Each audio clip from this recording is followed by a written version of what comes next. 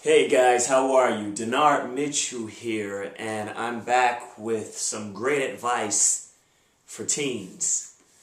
I'll be honest with you, I'm about to talk about a topic that this will be probably the first of several videos that I'll be doing, and it's on the issue of cutting, primarily as it relates to teens. I mean, this is something that's increasing at an alarming rate, and that's the reason I decided to go ahead and start shooting these videos, because instead of being on the sideline and just letting this issue or this situation get out of hand, I decided to become a part of the game and the solution. For those who are not familiar with cutting, it's pretty much when a teenager, they involve themselves in inflicting bodily injuring or self-mutilating, if you will. They would take a sharp object, something like a razor blade, a knife, a safety pin, a broken piece of glass, scissors even, and they will start to make incisions or small cuts on their arm, on their upper arm, their forearms, on their inner thighs to try to hide it. And there are several reasons why they do this. I must add first a disclaimer for someone who's not familiar with cutting or not familiar with teens and behavior issues such as drinking or drugs or just any other sex addiction. I would caution and add that you don't judge.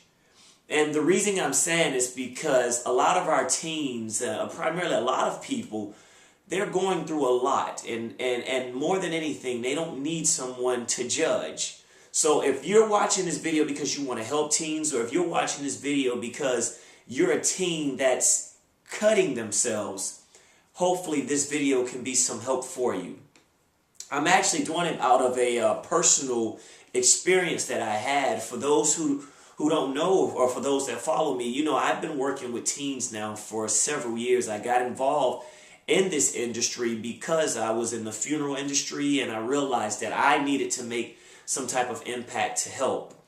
Well, while I was doing some work with some local teens in a workshop, one of the young ladies that I was talking to, she was making some great improvements. She started getting better. She started feeling great about herself. She made a gesture like this. And when she did that, I noticed that she had some small incisions on both of her arms near her wrist. I didn't mention it at the moment because we were in a large group and I didn't want to bring any attention to her. However, after the meeting and when we had some time to talk and I brought up the situation, merely just looking at him, was like, hey, so what are those marks on your arm? She then proceeded to tell me how it happened. It happens different for a lot of people, but I can tell you for this young lady, it was a relationship that went out of control. She was dating an older guy, and this guy was literally her world at the time, and that relationship ended, and it was a spiral effect. And she felt like she had to inflict some pain to her because it was her fault that the relationship ended, and she started rehashing and bringing up a lot of stuff that happened to her in the past, and everything was her fault. So she wanted to abuse herself. She wanted to cause bodily injury and harm to herself as a reminder of this is what you get, this is what you deserve. If you're a teenager and you're watching this and you're experiencing this yourself, I want to first tell you that I don't understand what it's like to cut, but I do understand what it's like to be severely hurt. I do understand what it feels like to go through something and you feel like you're the only one that understands. I know what it feels like to wake up in the morning and instead of getting out of the bed, you want to go under the bed. I know what it feels like to feel like you're on the island all by yourself and that everyone is just staring at you from afar and they're just laughing and they're picking at you, saying that this is your problem and you're going to have to get through it all by yourself. I know what that's like. If you're listening to this video, I want to let you know that there is hope out there. Instead of just stating the obvious and saying, okay, kids are cutting themselves and they're using objects, I want to at least start the process and giving you some tips or suggestions in which I feel that can help. Things that have helped me to overcome in my life and other individuals that I had the privilege of working with. First and foremost, if you're someone that's watching this video and you're saying, okay, I want to help someone, hopefully you can use this. It's going to take some work. It's going to take you actually taking action and doing something if you really want to stop this cutting. The first thing I would suggest, however, you got to tell somebody. You got to open up and you got to start to get this information. You have to start to get these feelings out of you. Pressure busts pipes. And as long as you keep these feelings and these emotions inside of you, whether it was something that happened to you as you were younger, something that's happening to you now, a loss of a family member, a relationship that's gone bad, abuse, alcohol, drugs, whatever the issue may be, talk to somebody about it. That's one of the best things you can do, and that's the first thing I would suggest. Talk to someone you can confide in, someone that you really trust, a counselor, a teacher, a mentor, a preacher, a parent. If you can't talk to someone at first, I would suggest, however, being in that same point, I would suggest that you journal, get your points out, get your thoughts out, and start to get it out. The second thing I would suggest, however, something that's very important, is you start to monitor what you're watching, monitor what you're listening to, and monitor the individuals you're hanging around. Because to be honest with you, we're influenced a lot by what we see, by what we hear in the individuals we hang out with.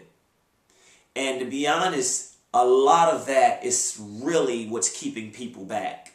So you got to be conscious of what you're seeing. You got to be conscious of what you're hearing. You got to be conscious of who you're around, and you got to start to change that. It's a paradigm shift that's going to take place. It's a mindset that's going to take place. And if you want to heal, you're going to have to heal from the inside out. And one of the best ways to do that is you got to start putting some good things in. Just like eating great food, you want to make sure that you're putting positive things in. You want to start hanging around individuals that's upbeat and that's going to speak positive into your life. If you don't have those individuals around you, I encourage you to go on YouTube and to go on the internet and to Google positive people and to search for positive people and listen to positive messages and start to imbibe that information and to absorb that information. And over time it will help. At first it may seem a little weird and it may seem odd, especially if you're not used to it. But I recommend that you start to take in some positive information. Hang around individuals.